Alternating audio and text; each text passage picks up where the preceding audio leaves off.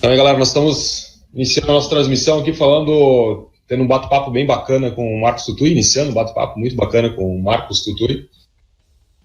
Tive o prazer de conhecê-lo em 2014, né? Na verdade, 2015, quando a gente foi para Nova York, já participei da NRF também em 2015. E depois viramos amigos, em 2016 fui novamente para Nova York, né?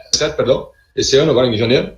E o Marcos, ele tem uma história aí, veio para Nova York vários anos, acho que desde o início da missão, né, Marcos? E tu vai para Nova York. E eu gostaria, assim, de iniciar, primeiro o Marcos explicando para nós, né, o que é a missão, né, que a gente tem as duas vezes que eu fui para Nova York, eu fui para uma missão pelo Senac. Eu gostaria que o Marcos explicasse um pouquinho sobre a missão Vale do Silício que o Senac proporciona aí para a comunidade. Bem, bom dia, né, para vocês. Eu estou à frente da missão Nova York do Senac desde 2015.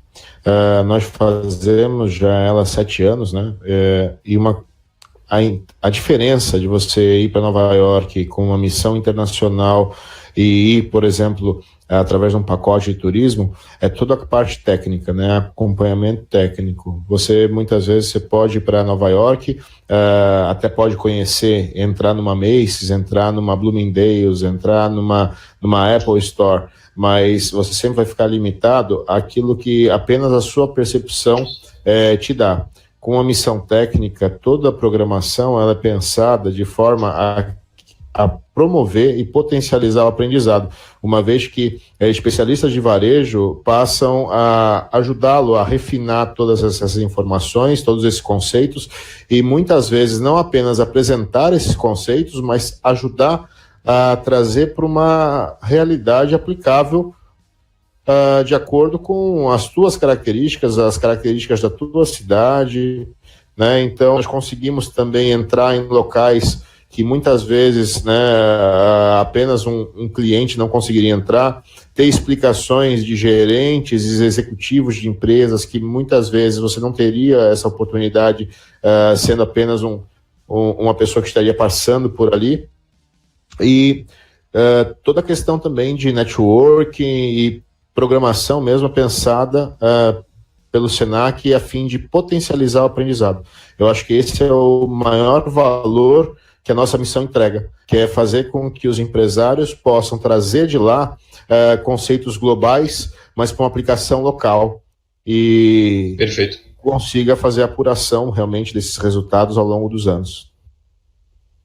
E com certeza posso te falar, assim, Marcos, que os 2 anos que eu fui para Nova York com vocês, fez muita diferença você conseguir entrar em lugares que eu tenho certeza absoluta que da maneira como a gente entrou, né, da maneira das informações que ora foram passadas para a gente, eu não conseguiria se eu tivesse ido, por exemplo, sozinho, ou talvez com um grupo de amigos ou até mesmo empresários, né. É toda uma preparação, né, inclusive vocês ficam um ano inteiro preparando, né, a missão.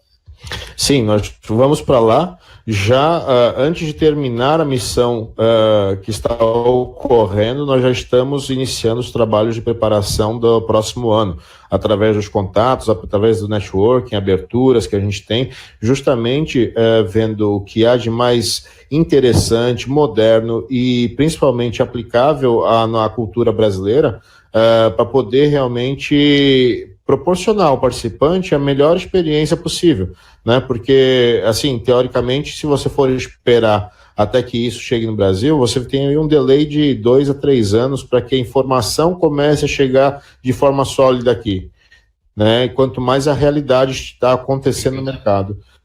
Realmente é um constante trabalho de planejamento e aperfeiçoamento, não apenas do programa em si, mas também dos profissionais envolvidos dentro do programa. Perfeito, Marcos. Marcos, então, assim, eu sei que você iniciou, né, o projeto da Missão do Vale do Silício, né, foi um dos precursores, e conta um pouquinho aí, quantas vezes você foi para o Vale do Silício, quantas vezes você foi na NRF, né, conta um pouquinho sobre essa tua jornada dentro da missão. Bem, a missão da Nova York, né, desde 2014 fazendo o planejamento dela, na verdade eu estou envolvido com a questão do varejo desde 2011, quando eu assumi a coordenação do programa Senac Varejo, ao qual a missão faz parte. Contudo, foi a partir de 2012 que eu comecei a ter contato com a missão e a partir de 2014 que eu assumi a coordenação dela. Nós temos tido, né, ao longo desses anos, uma percepção de que o foco americano ele tem se aprimorado, né? Eles têm trabalhado cada vez mais um foco maior na questão do cliente, né? O cliente ele sempre guia praticamente as programações, os temas da NRF. A gente via que antes se falava muito em tecnologia pura, né, mas a tecnologia pura começou com a questão de informação, depois veio a questão de Big Data, mas hoje em dia está muito mais apurado, mas esse Big Data, todas essas informações, qual a relevância delas para o negócio? Aí eles começaram a depurar essas informações para trazer o quê? Realmente informação e conhecimento acerca do mercado. Então, é bastante nítido que nesses últimos 5 anos houve essa preocupação em estar utilizando a informação certa, para a estratégia certa, para atingir o maior número de consumidores, né? Tá atendendo não apenas as necessidades, mas desejos dos consumidores, e isso é bastante interessante que ao longo dos anos a gente vê que é praticamente cíclico, né? Que vem uma tecnologia, essa tecnologia ela passa a ser entendida, compreendida, é feita uma questão de aplicação, avaliação, né? E aí depois você fala assim, mas as pessoas estão preparadas? E aí você volta falando o seguinte, né? Na necessidade constante da qualificação dos colaboradores para que você possa engajar o cliente, para que você possa ter todas essas tecnologias sendo utilizadas com êxito, e aí daqui a pouco nós vamos ver que vai estar se falando em mais coisas, mais tecnologias, né? Agora, de 2 anos para cá, a questão da digitalização, né? A questão de, o conceito omnichannel, ele chegou muito forte nos últimos anos, mas tem muitas empresas de ponta que ainda estão aprendendo, né, a aplicação desse conceito na prática, né? Como é que meu negócio ele é digital também, e como é que eu trato isso com os meus clientes, como é que eu consigo manter a minha marca, a minha identidade, né, em diferentes canais.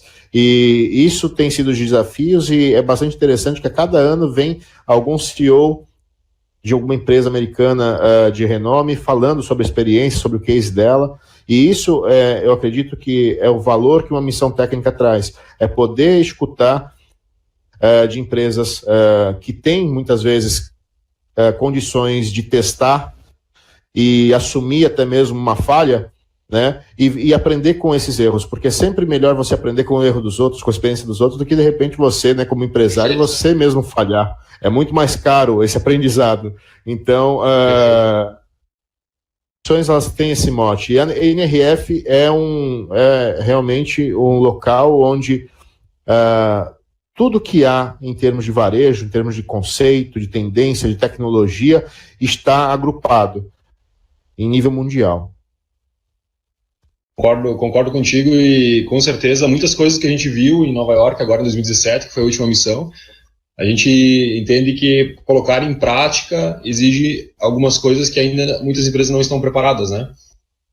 E olhar empresas que estão pivotando modelos, né, que lá em 2015 falaram uma coisa, totalmente tecnologia, depois temos que humanizar um pouco mais isso, porque não dá para robotizar todo o atendimento, né, e tu vê essa evolução, inclusive parece um retrocesso, né, tu sair da tecnologia e voltar para um trabalho um pouco mais offline, mas as pessoas muitas vezes elas precisam dessa questão da humanização, né, ligar a tecnologia com essa humanização, acho que é uma coisa muito importante.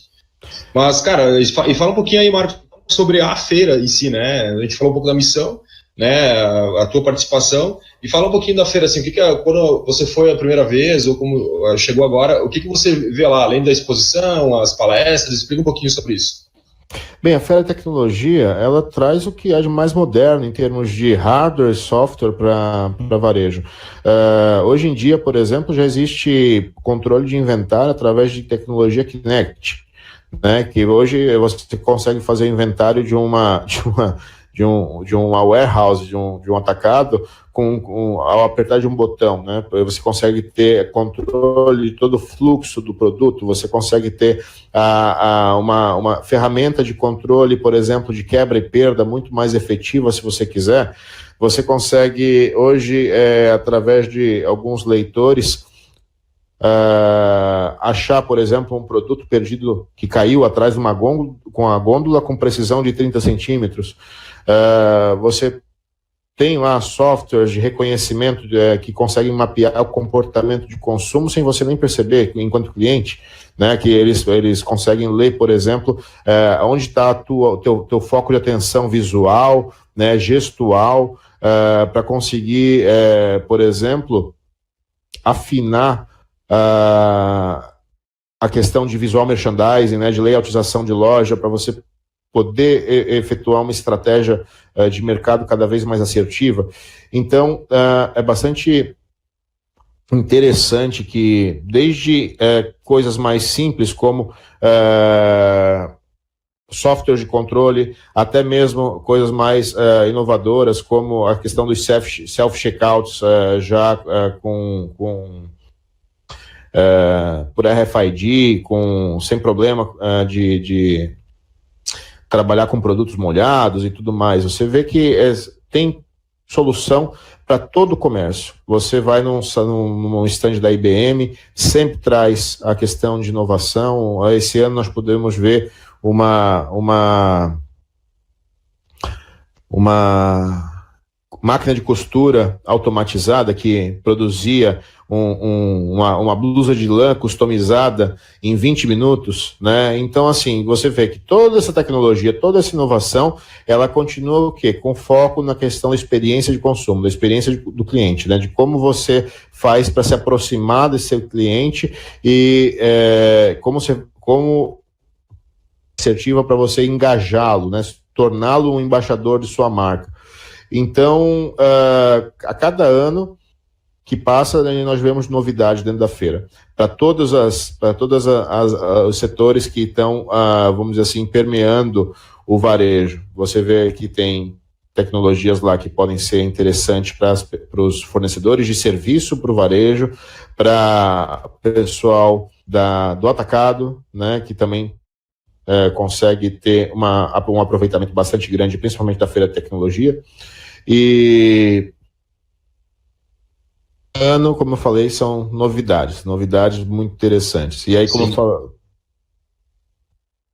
E principalmente assim, né, Marcos, quando falou a questão do atendimento, né, uma coisa que chamou bastante atenção é a questão da união da tecnologia, né, a questão de dados para a questão do melhoria no atendimento. De costura que fazia camiseta personalizada com o gosto da pessoa.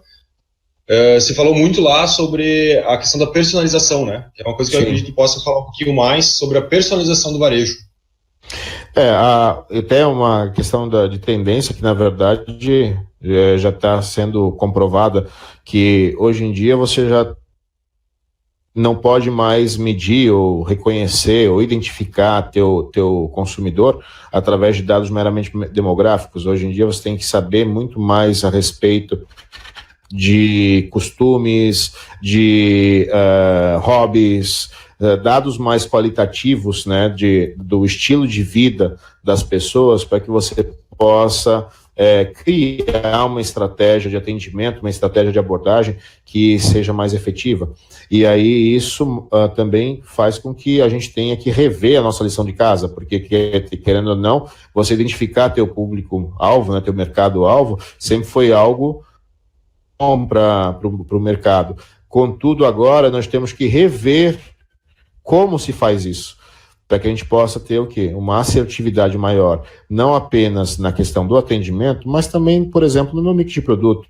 Saber exatamente o que esse pessoal quer, o que ele valoriza, e esse valor que a gente fala no valorizar não se detém mais simplesmente acerca do produto físico, mas também de valores que estão, muitas vezes, têm de estar alinhados aos valores pessoais dessas pessoas, entendeu? E aí a gente vê a questão da valorização do que é ambientalmente correto, a questão do socialmente aceitável, né? Então, a gente pode ver aí, recentemente, um caso, né, negativo que ficou em voga na última semana, a questão da Animale, né, que estava utilizando um trabalho similar ao escravo. Então aí você vê que, na verdade, talvez há 20 anos atrás, isso não causasse a comoção que causa. Mas hoje em dia, porque esses valores eles estão cada vez mais fortes dentro da percepção da sociedade, causa a comoção que causou. Né? Então, pode falar. E até mesmo assim, né, Marcos, quando falou agora, a gente lembra muito das empresas de propósito, né? Que hoje muitas empresas falou-se muito lá sobre essa empresa de propósito, né? Eu vou comprar de você, o que você entrega de volta para a sociedade, ou até mesmo para o mundo, né, na questão de ambiente e tudo mais, para que eu consiga comprar seu produto.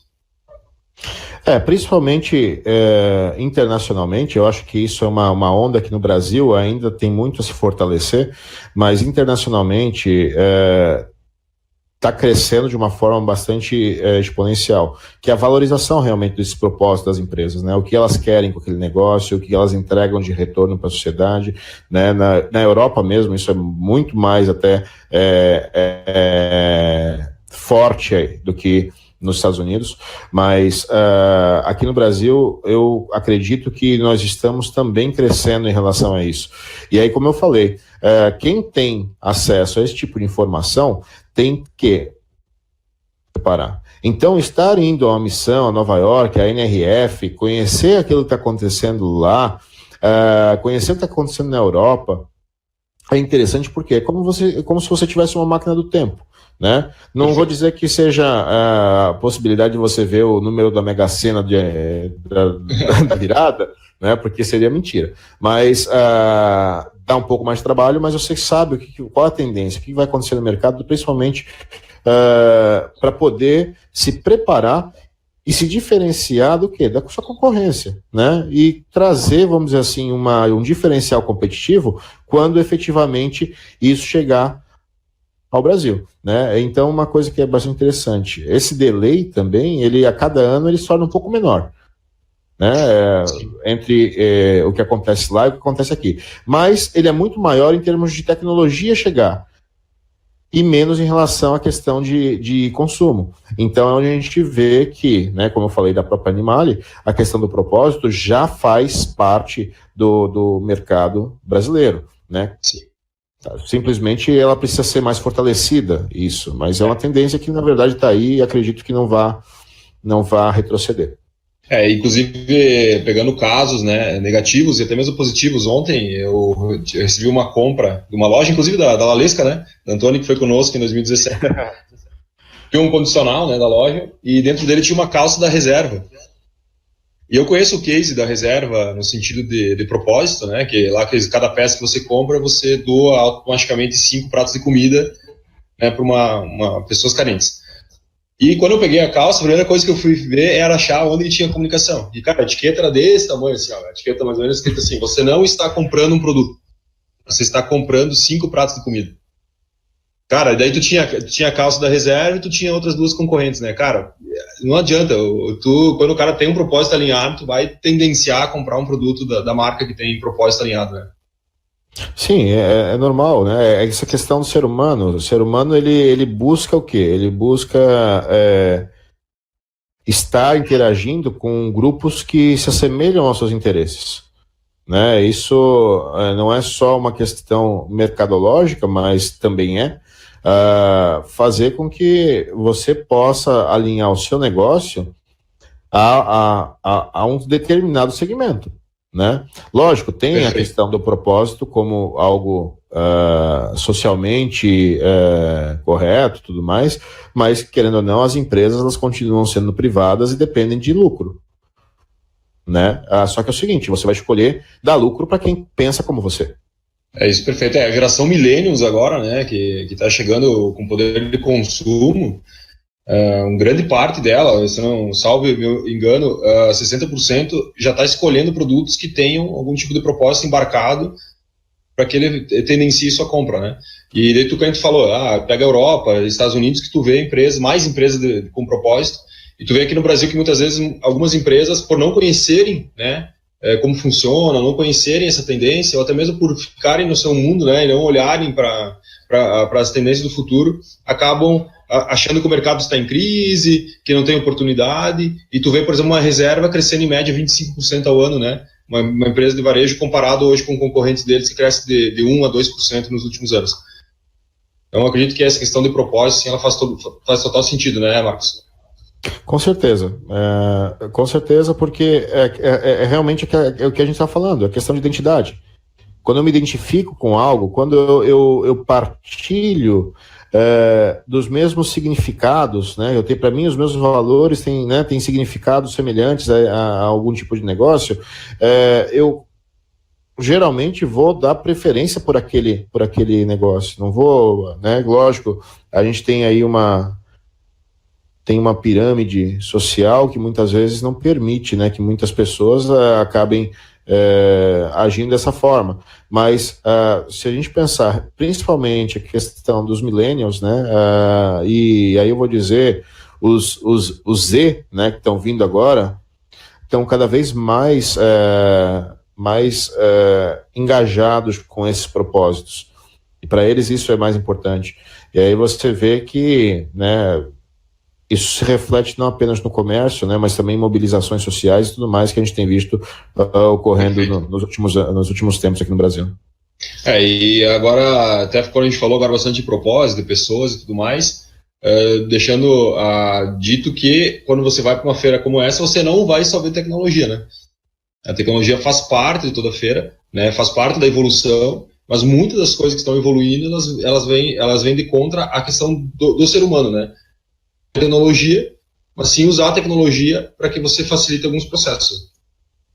Sim, tanto que se você lembrar, nessa última NRF que teve, o grande ponto trabalhado durante o congresso, nas palestras, foi a questão do engajamento do consumidor por meio do quê? Do engajamento do colaborador. Então é o seguinte, eu preciso ter o quê? Colaboradores qualificados, colaboradores que sejam embaixadores da minha marca, porque são essas pessoas que vão fazer a diferença com as outras pessoas. Perfeito. As pessoas compram pessoas, as pessoas não compram máquinas, né? Quando você pensa em engajamento, uma marca por si só, ela precisa ter o item pessoa junto, a pessoalidade da coisa. Você pode ter, por exemplo, a reserva, né, fazendo todo esse tipo de campanha, de propósito e tudo mais. Se você vai numa loja onde, por algum motivo, sei lá, você vê um funcionário daquela loja ali fazendo algo que vai contra esse propósito, você vai ficar com o pé atrás. E aí você vai fragilizar toda a tua campanha de identidade, de posicionamento de mercado e até mesmo de propósito. Então é o seguinte, se eu não tenho pessoas que estejam alinhadas, que estejam agindo no dia a dia conforme aquele propósito, como é que eu vou convencer o meu consumidor que realmente ele pode confiar em mim? Né? Concordo. E aí a gente vê, por exemplo, empresas, né, que a gente já visitou ou visita nas missões, como, por exemplo, a PetSmart, né, que é uma das maiores redes de pet shop da América do Norte, onde é o seguinte, se você não tiver cachorrinho, se você não tiver um pet, se você realmente não gostar do pet, você nem é contratado para trabalhar lá, né? Ou até mesmo a questão da REI, né, que é uma loja de artigos de outdoors. Todos os vendedores, eles são praticantes rotineiros disso, de esportes outdoor. E ele trabalha normalmente dentro da seção que ele tem mais afinidade, que tem a ver com o esporte dele. Porque ninguém vai ser melhor sobre a qualidade dele do que a pessoa que realmente utiliza. E aí a empresa não é simplesmente contratar a pessoa e dizer assim, você faz isso, então vem cá trabalhar comigo, né, para vender bicicleta, se você é um ciclista, né? Não, a empresa promove eventos para que você possa participar. Ela te dá tempo para você poder participar. É isso que é engajar o colaborador. Não é simplesmente dizer assim, eu visto a sua camisa e você veste a minha, e deu. Não, existe uma série de ações que as empresas têm que realizar para que esse engajamento do colaborador ele possa surtir realmente um efeito de verdade, né? E aí é onde está ainda, que eu vejo no mercado brasileiro, muito da nossa fragilidade. Por quê? Talvez por, sei lá, se a gente for ver questão de questões legais e tudo mais, às vezes isso é difícil. Mas a gente sabe que quem quer arranja meio, Sim. E quem não quer arranja desculpa. Então, assim, a gente vê tantos exemplos bons aqui dentro e tantas empresas que ficam botando a desculpa no governo, na situação, na crise, e continua o quê? Parado no mesmo lugar. Se a gente for ver, a única constante do mercado, do mundo, do universo, é a mudança, né? E tem gente que ainda procura alcançar resultado diferente fazendo a mesma coisa. Sendo Luta, que todo dia o mundo muda, né? Então, acredito que hoje em dia o principal desafio para o mercado brasileiro é a inércia, é ficar esperando a crise passar, é ficar esperando o mundo mudar, é ficar esperando o azar, né, passar e não fazer nada, né? Sendo que, na verdade, para que a crise mude, você tem que fazer alguma coisa. Para que a crise política mude, o cidadão tem que fazer alguma coisa. Se ele continuar no Facebook só reclamando, não vai acontecer nada, né? E as empresas as mesmas coisas. A questão da inércia, né? Eu concordo contigo que o principal desafio, primeiro o degrau, digamos, de toda essa evolução, antes da tecnologia, antes do propósito, é justamente a questão da inércia, né? E concordo em tudo que você falou, Marcos. Eu vejo hoje muitos empresários, muitas pessoas físicas também, colaboradores, né? Que eles reclamam de tudo, de todos, mas se tu pedir assim, o que tu fez de diferente nos últimos 12 meses, nos últimos 2 anos? E tu vai ver assim, não, eu venho aqui, eu abro a minha empresa no mesmo horário, eu saio no mesmo horário, eu faço as mesmas coisas e eu quero ter resultados diferentes e, cara, e as pessoas mudaram, o consumidor é diferente. E tu vê assim, cara, quanto que você estudou? Que eu tento sempre perguntar muito pro meu cliente, quando foi o último artigo que você leu, né? O que de conteúdo? E você vê que muito hoje do brasileiro, ele para, por exemplo, de estudar, ele para de se qualificar quando ele vira empresário, principalmente. E isso eu vejo que, quando eu fui lá para Nova York em 2015, cara, eu tive uma mudança radical, assim, na questão de pensamento, de mindset, de entender a questão do aperfeiçoamento e do conhecimento como sendo algo que ia melhorar, inclusive, a questão da empresa onde a gente trabalha e dos clientes que a gente atende. Então, nesse sentido, eu vejo que falta muito, por exemplo, olhar a missão não como custo, mas como investimento, né? Olhar um treinamento, olhar tudo como investimento e não como custo. Vejo que isso é uma coisa que precisa mudar e é o primeiro passo da inércia, né? Para sair da inércia. Sim, é exatamente o que você falou. As pessoas, né, os empresários, né, os gestores, eles precisam buscar conhecimento. Mas conhecimento também não é suficiente. E isso tem muito a ver com o que o próprio Senac prega como educação, né? Para que você possa demonstrar que você é competente em algo, precisa haver uma ação. E essa ação é que mobiliza o conhecimento. Então, eu posso ler milhares de livros, eu posso pesquisar, mas eu preciso colocar em ação. Eu preciso pegar aquele conhecimento e utilizar. Eu preciso fazer com que ele gere um resultado efetivo para a minha empresa, né, para o meu negócio, para a minha vida. E isso é o que faz a diferença. É a ação que move, né, o conhecimento para gerar um resultado. E hoje em dia, né, eu vou dizer, acredito que eu estou falando muito para o mercado catarinense. Infelizmente, Santa Catarina, nós temos um índice muito baixo de investimento dos empresários na sua própria capacitação. Eu vejo, né, ao longo dos anos, porque não apenas estou coordenador da missão técnica de Nova York, mas também já fui responsável pela coordenação do eixo de gestão e negócios no estado de Santa Catarina pelo Senac, que muitas vezes, principalmente no segmento do comércio varejista, quando se fala em capacitação, em qualificação profissional, o empresário, o gestor, tende a mandar o seu funcionário. Só que um barco, ele não vai para frente se os dois remos não estiverem remando para a mesma direção. Não adianta você ter funcionários super qualificados e você não estar alinhado também a isso. Você, até porque é o seguinte, é o empresário, é o gestor que tem que dar o quê? Que tem que estar com a bússola na mão, comandando para que direção vai.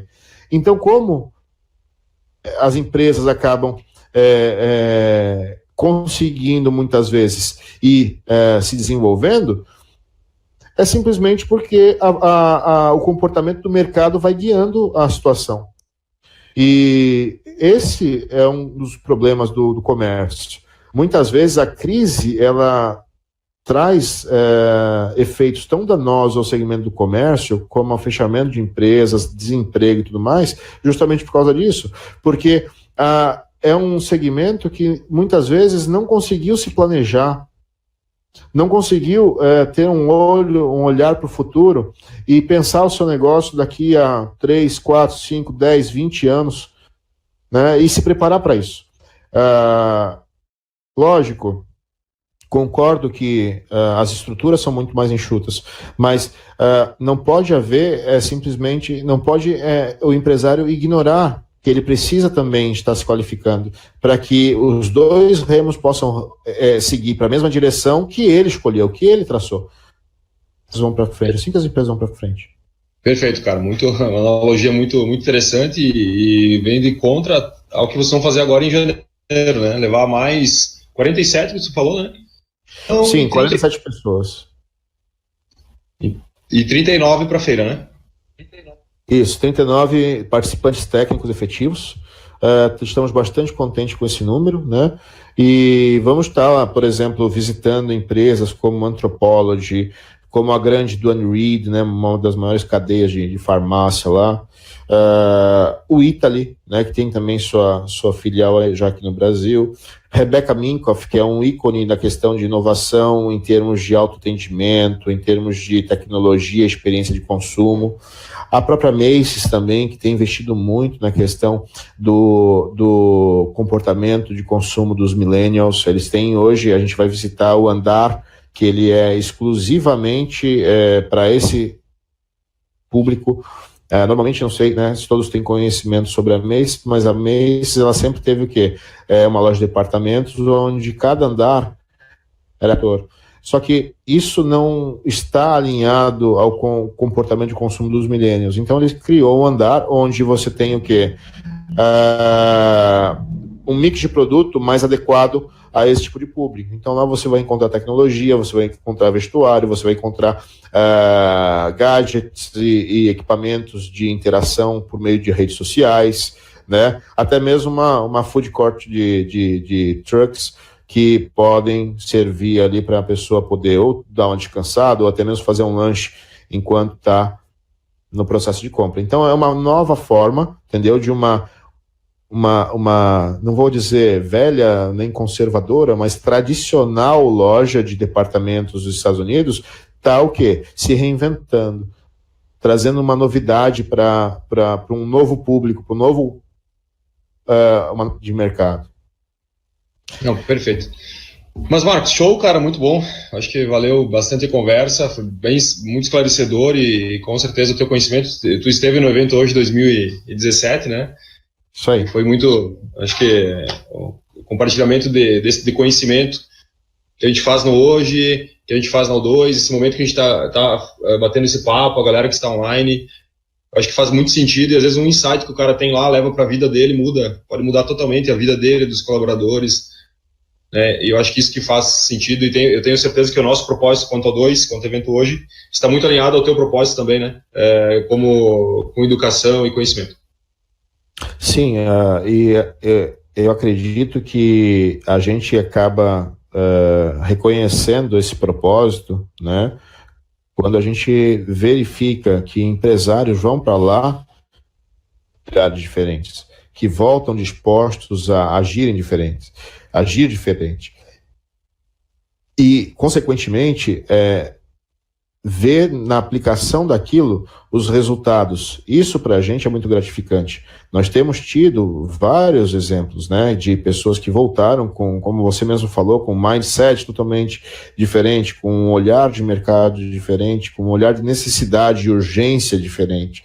E aí, quando eles chegam aqui, eles conseguem aprimorar seus negócios, aplicar esses conceitos globais nessa realidade local, resultados, isso para a gente é muito gratificante. E ver que realmente o Senac ele tem que continuar com esse tipo de serviço, de solução para os empresários, né? Que muitas vezes esquecem, né, que o Senac está aqui para isso. O Senac é uma empresa do comércio, para o comércio, pelo comércio, e é para qualificar o atendente, o vendedor, mas também o empresário, né, dos níveis operacionais até o estratégico. É para isso que a gente está aqui e essa é a nossa missão, fazer com que haja o desenvolvimento do comércio catarinense e brasileiro. Show. Marcos, perfeito, cara. Um abraço do fundo do coração, tá? E... Alexandre, conte comigo sempre que precisar, sabe disso. E só para, né, se houver algum interessado na missão, né, você pode procurar entrar no nosso portal sc.senac.br para a gente no empresarial@sc.senac.br. Para 2018 já não dá mais, mas aguardem que logo nós vamos estar nas redes sociais já divulgando 2019. Show de bola. Marcos, um abraço, meu irmão.